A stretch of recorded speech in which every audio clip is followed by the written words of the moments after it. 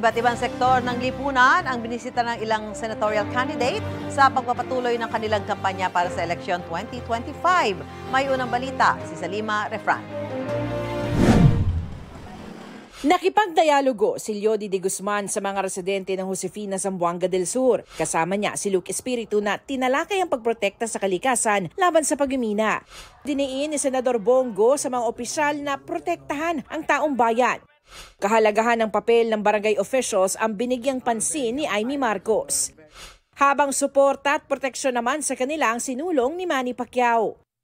Paglilingkod na may integridad ang diniin ni Ariel Quirubin sa pagbisita sa Maynila.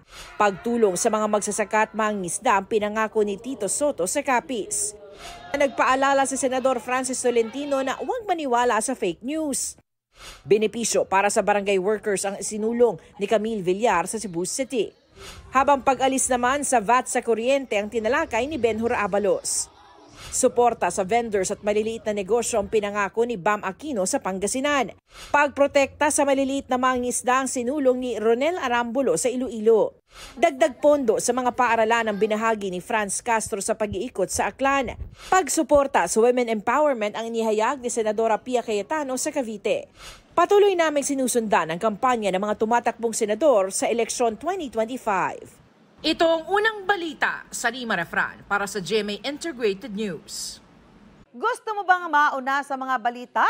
Mag-subscribe na sa GMA Integrated News sa YouTube at tumutok sa unang balita.